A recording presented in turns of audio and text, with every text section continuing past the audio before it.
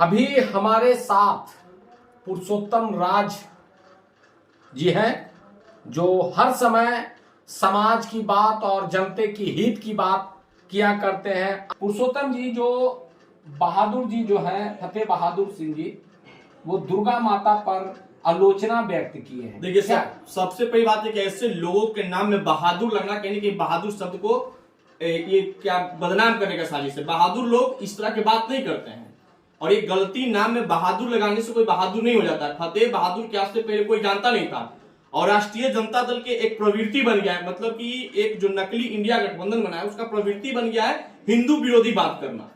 देखिए हम कहते हैं कि सेक्युलरिज्म होना कोई अपराध नहीं है, लेकिन सेक्युलरिज्म में होकर किसी धर्म को गाली देना सबसे बड़ा अपराध है। ये लोग कहते हैं कि मैं अंबेडकर को श्रेष्ठ मानता हूं, पेरियार को श्रेष्ठ मानता हूं, और अंबेडकर जी ने संविधान में लिखा है कि सभी को सब धर्म मानने का अधिकार है। फिर आपने अपने गुरु को ही जब आप नहीं हुए तो आप देश की जनता, राष्ट्र की जनता क्या होंगे? और इन लोगों का बयान से यह प्रतीत होता है कि राष्ट्रीय जनता दल में जो है डिसिप्लिन नामक चीज जो है खत्म हो चुका है। कुछ दिन पहले तेजस्वी प्रसाद यादव एक बैठक किए थे सारे विधायकों को कि अनाप शनाप बयान नहीं देना है। उसके बावजूद भी अगर विधायक बयान दे रहा है तो आप समझ लीजिए कि तेजस्वी यादव की बात को कोई मानना नहीं चाहता है। राजद में खासतौर पे ये गुंडा प्रवृत्ति के विधायक लोग और नेता लोग ज्यादा बसते हैं। अभी कुछ दिन पहले की बात है, दुर्गा पूजा में एक बिहार सरकार के मंत्री, अब मंत्री का इस प्रकार का बयान है कि हम अफसरों को गाली देते हैं। मतलब समझ लीजिए कि कितना राजतांत्रिक व्यवस्था बिहार में अपनाया जा रहा है इनकी सरकार में। अफसर को ये लोग गाली दे रहे हैं, तो जो मंत्री अफसर को ही नहीं समझ रहा, जो अफसर पढ़ लिख के बनते हैं, और ये मंत्री लोग चोर लुटेरा करके गुंडेगर्दी करके विधायक सांसद बनते उसके मंत्री बन जाते हैं, और ये पढ़े लिखे अधिकारी को भी नहीं समझते। तो ये जो राजद का प्रवृत्ति है, इससे स्पष्ट होता है कि राजद फिर से 90 के दशक में जो जंगल राज का जो लोग बताते हैं वो सच में जंगल राज फिर से बिहार में अपनाने का प्रयास कर रहे हैं। तो नीतीश कुमार तो कहते हैं कि जंगल राज नहीं है बिहार में, जंगल राज है। जंगल राज का जो मेन हेड व्यक्ति है वो नीतीश कुमार है। नीतीश कुमार जी 2005 के हवाला देते थे जाकर के परसा के विधानसभा चुनाव में, और लालू यादव के संधि के चुनाव प्रचार में गए थे और कहते थे कि जाओ जाओ जाओ अपने बाप दादाओं से पूछ लो कि 2005 से पहले क्या था। बिहार की जनता तो पूछने का इंतजार ही कर रहा था कि 25 के चुनाव में पूछ के बतलाएंगे, लेकिन नीतीश कुमार जी लगता है कि अपने पूर्वजों से पूछ के फिर से उसी के साथ सेटलमेंट हो गए। तो जंगल राज के मसीहा मुख्यमंत्री नीतीश कुमार जी जो जंगल राज को बिहार में बढ़ावा देना चाहते हैं। आज बिहार में अपराध बढ़ रहा है, इनके विधायक सुरक्षित नहीं, हिंसा के इनका विधायकों पे अपराधी पिस्टल तान दिया। तो आप समझ लीजिए कि बिहार में जंगल राज बहुत जल्द आ रहा है, और नीतीश कुमार जी का जो व्यवस्था है 25 में इनको पता चल जाएगा। और इस सब फतेह बहादुर को हम लोग लोड नहीं लेते हैं। फतेह बहादुर तो फतह नहीं किए होंगे, लेकिन डेहरी की जनता इस इनको फतह करके दिखा देगा।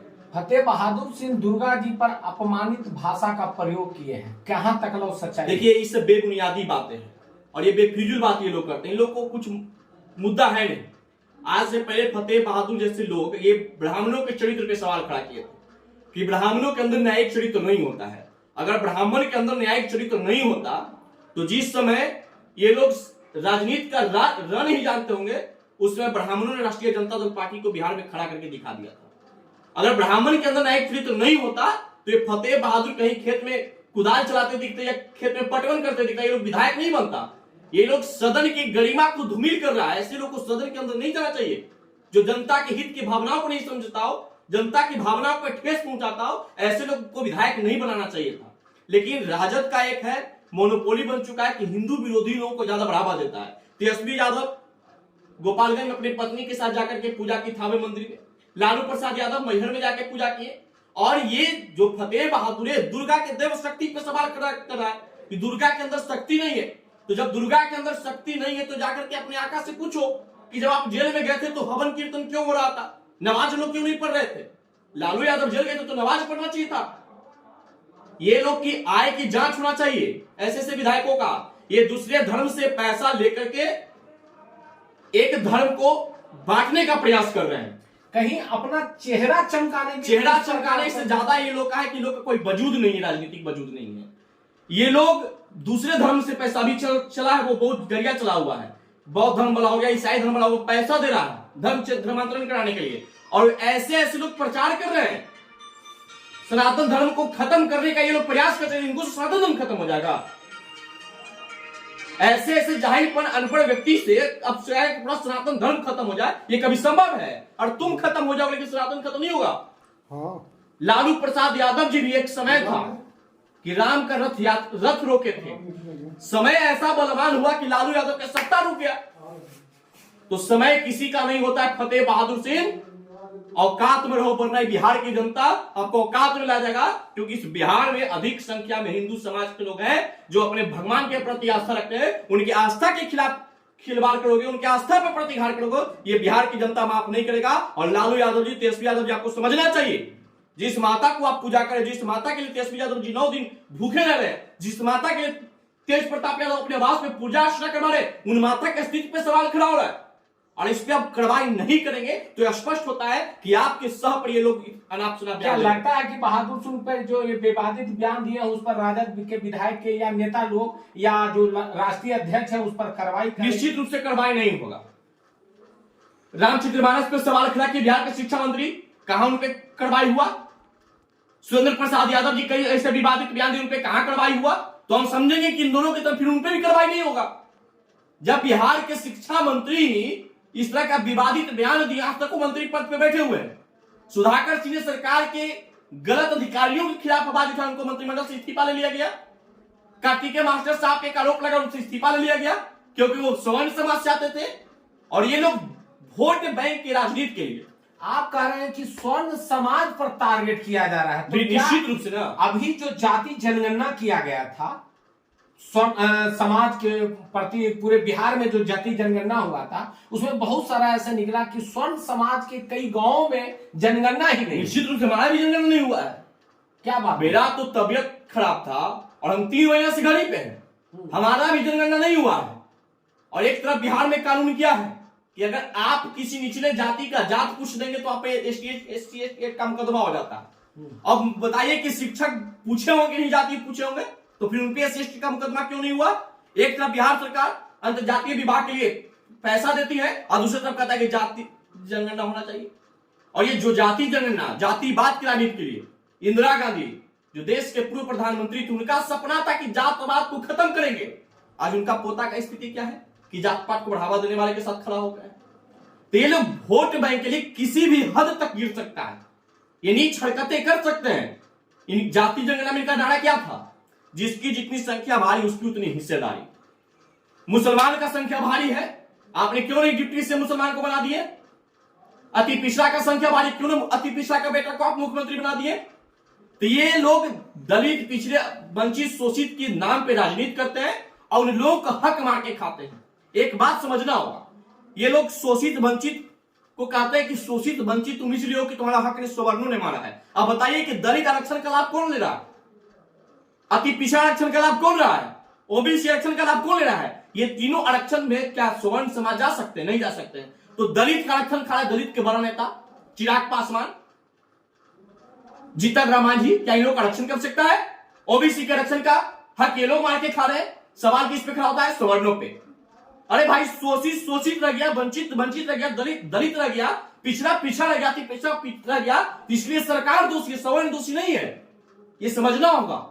ये लोग अपनी गलती को छुपाने के लिए सवर्णों के ऊपर ये बोझ डाल देते हैं कि तुमको सवर्णों ने शोषण किया है। अगर सवर्णों ने शोषण किया है तो गांधी मैदान का जमीन किसने दान दिया? पटना यूनिवर्सिटी का बनाने का जमीन किसने दान दिया? आप जाकर के गांव गांव घूम लीजिए, गांव में विद्यालय, अस्पताल, आश्रम बनाने के लिए जमीन किसने दान दिया? तो वो निकलेगा भूमियार के बेटे निकलेंगे, ब्राह्मण के बेटे निकलेंगे। हमारे समाज ने हमेशा लोगों को पालने का काम किया, पोषण करने का काम किया है।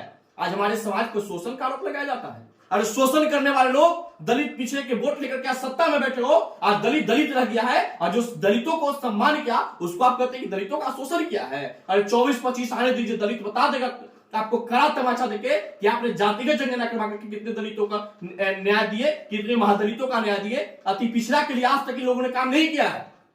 सरकार तो कहती है कि हम अति पिछड़ा के लिए, सरकार तो बैनर पर लगाता है कि अति पिछड़ा के लिए हम काम करते हैं। लेकिन बताइए ना, नीतीश कुमार जी किस समाज से आते हैं? ओबीसी से आते हैं। लालू यादव किस समाज से आते हैं? ओबीसी से मुख्यमंत्री भी है, डिप्टी सीएम भी।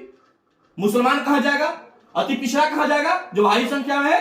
तो आपका नारा भी झूठा साबित हो गया, जिसकी जितनी संख्या और इसकी उतनी हिस्सेदारी। अरे भैया फॉरवर्ड है, हम दूसरा नारा देते हैं, जिसकी जितनी शिक्षा वाली उसकी उतना टॉपर में हिस्सेदारी। मिलाओ ना बीपीएससी में। अभी तो बीपीएससी टॉप 5 में 3 भूमिहार कैंडिडेट है। क्यों?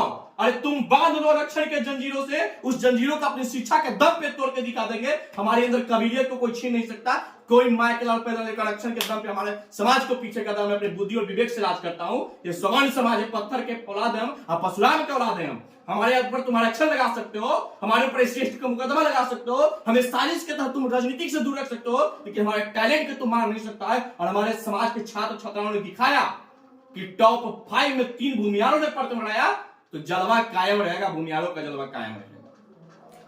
तो ये पुरुषोत्तम जी थे जो बहुत सारे तर्क दिए, और जो अभी जो बीपीएससी में जो भूमियार समाज से, तो सबसे पहले हमारे चैनल के तरफ से उन सभी भाई बहनों को हार्दिक बधाई जो बीपीएससी में कोई डीएसपी बने हैं, कोई डीएम एसडीएम बने हैं और कोई बड़े बड़े पोस्ट पर गए हैं। तो उन सभी माताओं बहनों को मेरा हार्दिक अभिनंदन है और बधाई है। लेकिन सवाल जो उठता है कि स्वर्णों पर राजनीतिक करने वाले जो ये गलत मानसिकता के जो राजद के विधायक लोग हैं, उनसे एक ही सवाल है कि क्या बिहार में जो गरीब गुरबा के लोग हैं जो बाहर जाके काम करते हैं, क्या बिहार में वो इंडस्ट्रियल एरिया में वो विकास की राजनीति फैक्ट्री क्यों नहीं लगता है?